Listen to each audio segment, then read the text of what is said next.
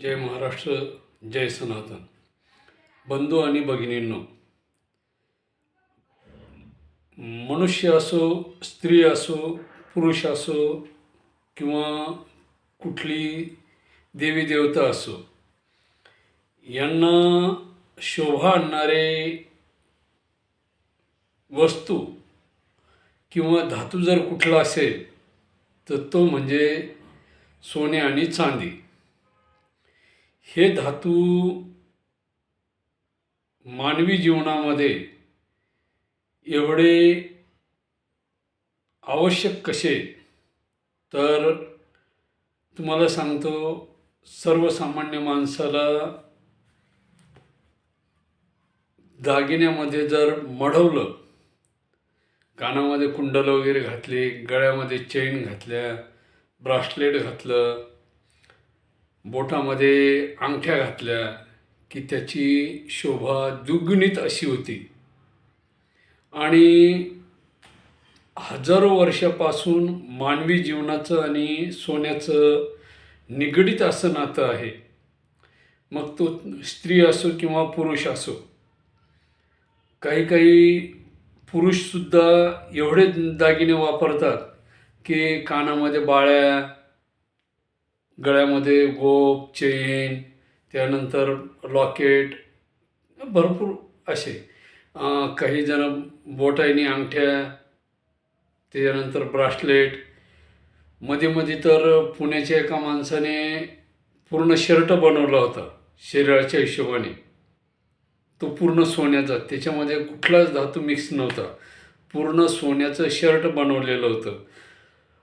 तर पूर्वीपासून स्त्रियांनासुद्धा या सोन्याची आवड आहे, गोडी आहे. आणि प्रत्येक स्त्रीला हे सोनं हा धातू आवडत नाही अशातला भाग नाही. प्रत्येकाला सोने हे आवडतेच. पूर्वीच्या काळामध्ये स्त्रिया दागिने घालायच्या, त्याच्यामध्ये कंठा असेल, पुतळे असतील, अशा एका दोऱ्याच्या कंठ्यामध्ये अशा रुपयाच्या आकाराच्या अशा गोल अशा, त्याच्यावर देवी देवताचे चित्र वगैरे असे छापलेले 8-10 असे ते दोऱ्यामध्ये गुंफलेल्या राहायचे, त्याला पुतळे असे म्हणायचे. त्यानंतर सर असतील, मोहनमाळ असेल, राणीहार असेल, त्याच्यानंतर म्हणजे कानामध्ये स्त्रियांच्या म्हणजे इथून सुरुवात होते तर डायरेक्ट इथपर्यंत, म्हणजे तो पूर्ण काही काही लेडीजचे असे पूर्ण कान भरून गेलेले. तर एवढं सोनं एका एका स्त्रीच्या अंगावर किमान अर्धा किलो ते पाऊण किलो सोनं पूर्वीच्या काळापासून असायचं. आजही बऱ्याचशा स्त्रिया सोने हा धातू अंगावरती शोभा म्हणून, तर काही जण हौस म्हणून त्या सोन्याचा वापर करतात. आणि काही जण फक्त सोन्याचं पाणी अंगावर पडावं यासाठी सोन्याचा वापर करत आहेत. आणि काही जणांना सोनं हे पाहायलाच मिळत नाही. तर मग हे सोनं पूर्वीपासून हजारो वर्षापासून एवढं निगडीत का आहे मानवी जीवनाशी, आणि हे सोनं कुठून आणि कसं या पृथ्वी तलावर आलं, तर ते आपण या ठिकाणी बघणार आहोत. पण सोने हे मानवी जीवनासाठी आवश्यक का आहे आणि ते किती वर्षापासून वापरल्या जातं याचं आपण थोडक्यात माहिती या ठिकाणी घेणार आहोत. तर जेव्हापासून पृथ्वी अस्तित्वात आली आणि एका एका धातूचा शोध लागत गेल्यानंतर जेव्हा सोन्याचा शोध लागला, पूर्वीच्या आदिवासी वस्तीमध्ये आपणाला किंवा जे हडप्पा संस्कृती वगैरे होती त्या ठिकाणी खडे, मणी वगैरे हे अस्तित्वात होते. सोने त्या ठिकाणी काही आढळले नाही. आणि आढळले असतील तरी आर्किओलॉजिकल सर्वे ऑफ इंडियाच्या पूर्वी ब्रिटिश सत्ता होती, त्या काळातील लोकांनी ते सोने एखाद्या वेळेस घेऊन गेले असतील. सोने जरी सापडले असेल तरी ते घेऊन गेले असतील. कारण तो त्यांच्या काळामध्ये त्यांनी ते शोध लावलेला होता ना. तर मग ठराविक लोक आपले पण होते त्याच्यामध्ये, पण सत्ता त्यांची असल्यामुळे ते घेऊन गेले असतील. मग अशा काळामध्ये म्हणजे हडप्पा संस्कृती किंवा सिंधू संस्कृती ही जवळपास 7,000 वर्षापूर्वीची सांगितलेली आहे. आणि त्याच्या अगोदर रामराज्य किंवा रावणाचं राज्य याचा उल्लेख आहे. तर रावणाची लंका सोन्याची होती असा उल्लेख रामायणामध्ये करण्यात आलेला आहे. तर रामायणाला आजच्या हिशोबानुसार किमान 12 ते 15,000 वर्ष झाले असे म्हणायला हरकत नाही. कारण द्वापर युग संपून 5,000 वर्ष झालेत आणि द्वापर युग जवळपास 4.5 लाख वर्षाचं होतं. तर द्वापर युगाचा कालावधी 4.5 लाख वर्षाचा जर धरला तर कृष्ण परमात्म्याची द्वारका ही गुजरातमध्ये पाण्यामध्ये, समुद्राच्या पाण्यामध्ये बुडाली. तीसुद्धा सोन्याची होती. त्या ठिकाणचे रस्तेसुद्धा सोन्याचे सांगण्यात आलेले आहे. म्हणजे सोन्याचं महत्त्व किती, सोनं हे किती महत्त्वाचं आहे. आणि आताचे शास्त्रज्ञ काय सांगतात की उल्कापातामुळं सोनं पृथ्वीवर आलं. तर मग यांचा काळ हजारो वर्षापूर्वीचा आहे. म्हणजे कृष्ण परमात्म्याचा काळ 5,000 वर्षापूर्वी अगोदरचा होता. रामाचा त्याच्या अगोदरचा होता. म्हणजे नेमका उल्कापात कधी झाला हा महत्त्वाचा मुद्दा आहे. तर आपण तो पुढं बघणारच आहोत. तर हे सोने पुरातन काळापासून मानवी संस्कृतीशी निगडीत आहे असं म्हणायला हरकत नाही. मग रामराज्यापासून जर सोने होते तर मग त्या सोन्याचं आकर्षण मानवी जीवनाशी एवढं निगडीत कसं होतं. तर आपल्याला त्या ठिकाणी श्रीलंकेचा उल्लेख ज्यावेळेस येतो, सोन्याची लंका, तर त्या ठिकाणचे दरवाजे, चौकटी, त्याच्यानंतर जे काही घरामध्ये वापरल्या जाणाऱ्या वस्तू वगैरे होत्या त्या सोन्याच्या होत्या असा उल्लेख रामायण काळामध्ये केलेला आहे. किंवा द्वारकेमध्ये ज्यावेळेस 5,000 वर्षापूर्वीचा द्वापर युगाचा काळ म्हणू, त्यावेळेस द्वारकेमध्ये रस्ते सोन्याचे सांगितलेले. म्हणजे त्या ठिकाणी सोन्याचा भरपूर प्रमाणात वापर त्या काळात केलेला होता. आजही हजारो वर्षानंतर भारतामध्ये अनेक ठिकाणी सोन्याचा वापर हजारो वर्षापूर्वीपासून होत आलेला आहे. त्याच्यामध्ये सोमनाथ मंदिर असेल, बालाजी मंदिर असेल, दक्षिणात्य भारतामधलं किंवा अनेक मंदिर असतील. हजारो मंदिर मुघल काळामध्ये, मध्ययुगीन काळामध्ये लुटण्यात आली, ती फक्त सोनं आणि चांदीसाठी. म्हणजे सोने किती महत्त्वाचे. आजही आपण दुबईसारख्या शहरामध्ये जर पाहाल तर त्या ठिकाणी संडास बाथरूम या ठिकाणी सोन्याचा वापर केल्याचा उल्लेख आपल्याला ऐकायला मिळतो. म्हणजे घरातली प्रसाधने वगैरे जसे कंगवे, आरसा, त्याच्यानंतर टिपॉय वगैरे हे जे काही आहे हे सोन्याचं दुबईमध्ये आज मानलं जातं आहे. पण तिथं संडास बाथरूममध्ये सुद्धा सोनं आहे, सोन्याच्या 4 व्हीलर आहेत असा उल्लेख आज आपण ऐकतोय.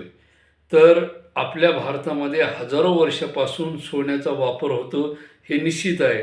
आजही आपल्या प्रत्येक घरामध्ये आपल्याला सोने किलोने पाहायला मिळेल. काय आपल्या भारतामधल्या, महाराष्ट्रामधल्या किंवा उत्तर भारतामधल्या अशा काही स्त्रिया आहेत ज्यांच्याकडे किलोने सोने असू शकते. आणि हे सोने नेमके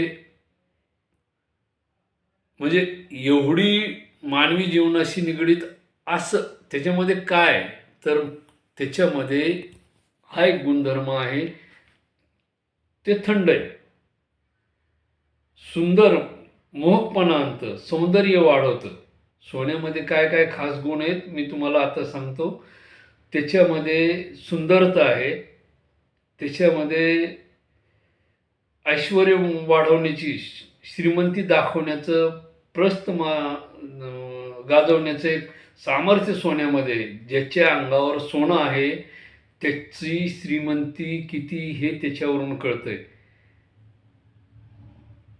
काय, त्याच्याकडं किती सोनं आहे, त्याच्या अंगावर किती सोनं आहे, त्याच्यावरून त्याची श्रीमंती कळते की हा किती श्रीमंत आहे किंवा ती बाई किती श्रीमंत आहे. अशा गोष्टी त्या सोन्यामध्ये आहेत. सोने हे कधीही गंजत नाही. पाण्यात असो, थंडीमध्ये असो, गरमीमध्ये असो, मातीत असो, कुठंही जरी पडलं तरी सोनं गंजत नाही.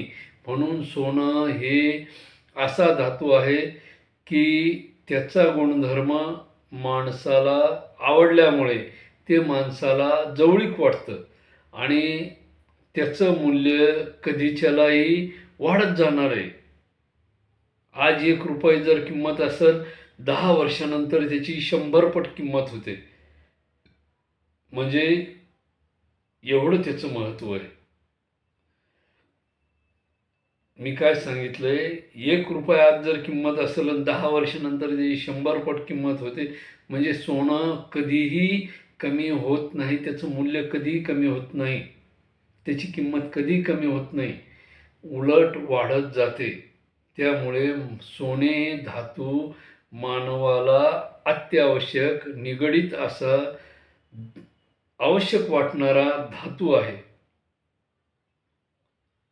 त्याचे महत्त्व मी आत्ताच तुम्हाला सांगितलंय. आणि सोनं थंड असल्यामुळे मानवाला तर आहेच आहे, परंतु सापासारखा प्राणीसुद्धा सोन्याला विळखा घालून बसतो. म्हणूनच कधीही पहा तुम्ही, ज्यावेळेस सोन्या चांदीचा उल्लेख होतो त्यावेळेस माणसं काय म्हणतात की धनावर साप आहे, किंवा जिथून मोठा एखादा साप निघतो ना, लोक सांगतात की या ठिकाणी साप आहे, म्हणून धन आहे म्हणून. म्हणजे लोकांची अशी धारणा आहे की सोन्याच्या ठिकाणीच साप राहतो.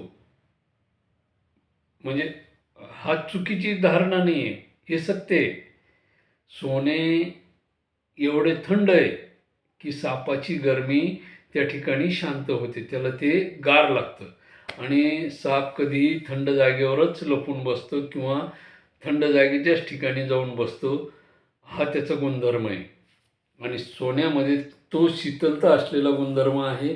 त्याला हाय टेम्परेचरवर त्याचं पाणी होतं, वितळल्या जातो आणि त्यामुळे सोन्यामधले हे सर्व गुणधर्म माणसासाठी महत्त्वपूर्ण असल्यामुळे माणूस सोन्याकडे आकर्षित झालेला आहे.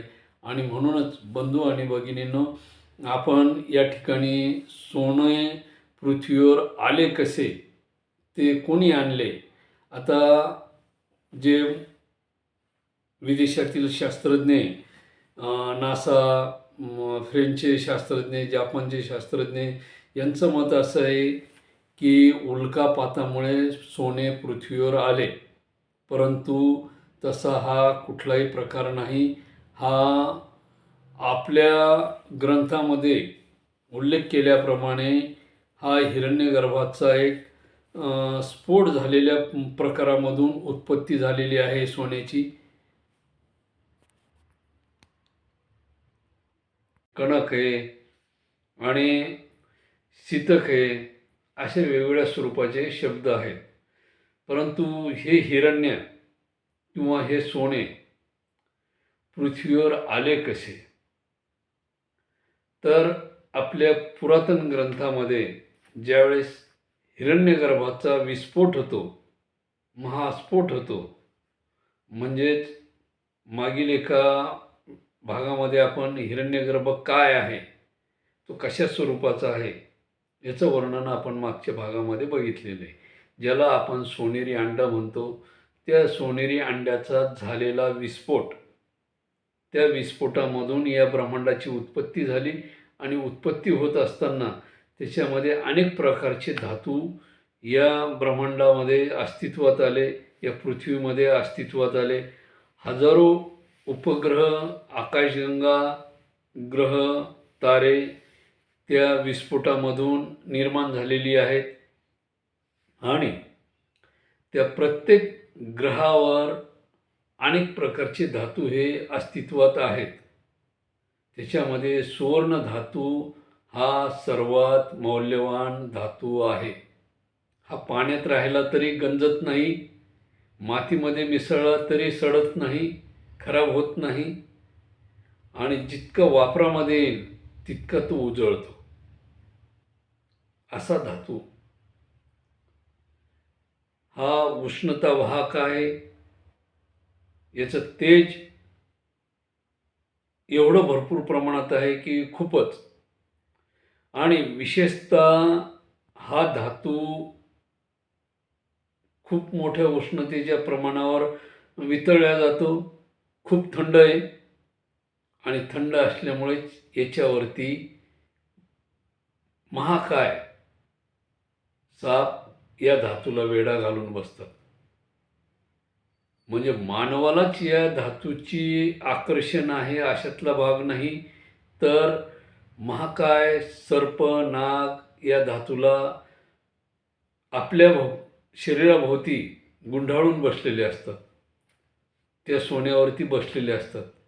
एवढा तो थंडगार आहे. पहा मग. आणि तेजस्वी तेवढाच आहे. मग हा धातू अवकाशामधून पृथ्वीवर आला कसा किंवा या पृथ्वीमध्ये उत्पन्न झाला कसा? तर ज्यावेळेस ह्या हिरण्यगर्भाचा विस्फोट होतो त्यावेळेस याच्यामधून अनेक धातूची उत्पत्ती होते. ज्याप्रमाणे अनेक जीवजंतूची उत्पत्ती होते तशीच या धातूची सुद्धा उत्पत्ती होते. आणि हा धातू जमिनीमध्ये खूप खोलवर काय झालेलं आहे, जमिनीमध्ये खूप खोलवर साठवलेला आहे, जो लावाच्या रूपामध्ये बाहेर पडतो. कधी कधी पाण्याबरोबर वाहत येतो.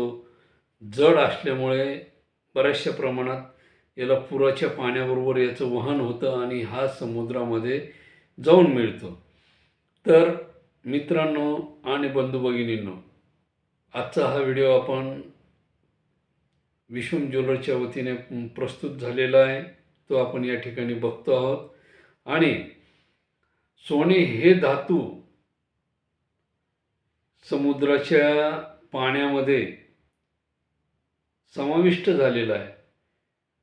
ज्या ठिकाणी सूर्याची किरणेही जात नाहीत अशा खोल समुद्राच्या पातळीमध्ये या सुवर्णाची काय झालेली आहे, समाविष्ट झालेलं आहे, जमा झालेलं आहे वाहत येऊन. तसंच पृथ्वीच्या काही भागामध्ये आजपर्यंत, आता आपलं कर्नाटक असेल, केरळ असेल, दक्षिणात्य भारताचा भाग, त्या ठिकाणी सोन्याच्या खदानी वगैरे आहेत. त्या ठिकाणी 1-1 किलोमीटर 2-2 किलोमीटर अशा या खदानी सुवर्णाच्या, कोलार नावाची खदान आहे, सर्वात जुनी खदान आहे. हजारो वर्षापासून त्या ठिकाणाहून सोनं काढलं जाते भारतामध्ये. तसंच दक्षिण आफ्रिकेमध्ये अनेक खदानी आहेत. 4-4 किलोमीटरच्या खदानी त्या ठिकाणाहून सोनं काढलं जातं. मग हे सोनं आतापर्यंत किती काढलं गेलेलं आहे काय याचा उल्लेख आपण जर कॅल्क्युलेशन केलं तर आतापर्यंत 2000 मेट्रिक टन सोनं पृथ्वीच्या पोटातून बाहेर काढला असा उल्लेख बऱ्याचशा ठिकाणी आहे. आता हा माझा काही स्वतःचा आकडा नाही आहे, ऐतिहासिक आकडा आहे. आणि गेल्या काही वर्षामध्ये शास्त्रज्ञांनी असं संशोधन केलं आहे की अवकाशातून पृथ्वीवर होणाऱ्या उल्कापिंडाच्या वर्षावामुळे पृथ्वीवर सोने आले असं त्यांचं म्हणणं आहे. आता मग माझं म्हणणं आहे की हा जो काही ब्रह्मांडाचा विकास आहे, उत्पत्ती कशी झाली आणि विकास कसा झाला हे संशोधन करण्यासाठी आपल्याकडे एकच सबळ पुरावा आहे आणि ते म्हणजे समुद्रातील पाणी. कारण पृथ्वी जशी अस्तित्वात आली तसे फक्त एकमेव एव्हिडन्स, पुरावा आपल्याकडे आहे हजारो वर्षापासून, तो म्हणजे समुद्राचे पाणी. ते पाणी आपल्याला परिपूर्ण ब्रह्मांडाच्या उत्पत्तीचे ज्ञान देऊ शकते. कारण ही सर्कल सिस्टम आहे. पाणी काय होतंय, समुद्रामध्ये बाष्पीभवन होऊन ते बाष्पीभवन आकाशामध्ये जातं आहे. त्या ठिकाणी ढगाची निर्मिती होते किंवा चक्रीवादळापासून 1 ते 1.5 किलोमीटर पाणी समुद्रातून वर ओढलं जाऊ शकतं. आकाशामधून तो ढगामध्ये रूपांतर होऊ शकतं आणि तेच पाणी ढगातून आपल्याला परत खाली पावसाच्या रूपाने मिळू शकतं. म्हणजेच पाणी हे सर्व ब्रह्मांडाचे रहस्य सांगू शकते. आणि आजच्या घडीला हे पाणी फार महत्त्वाचे आहे. आणि याच पाण्यातून आपल्याला हजारो अब्जावधी वर्षाचं रहस्य मिळू शकतं. आणि आज सोन्याला आपला महत्त्वाचा मुद्दा आहे सोने. तर जागतिक लेवलला सोन्याला एवढे महत्त्व का आले, त्याचं कारण आहे अमेरिका. अमेरिकेचे जे डॉलर आहेत त्याची किंमत ढासळल्यामुळे सोन्याला महत्त्व आले आहे. शेअर्स ढासळल्यामुळे डॉलर ढासळले आणि त्यामुळे सोन्याला किंमत आलेली, सोन्याचा भाव वाढलेला आहे. आणि हा येत्या संक्रांतीनंतर किमान 1.5 लाख रुपये तोळा होणार, म्हणजे होणार. चांदी किमान 3,000 रुपये तोळा होणार. हा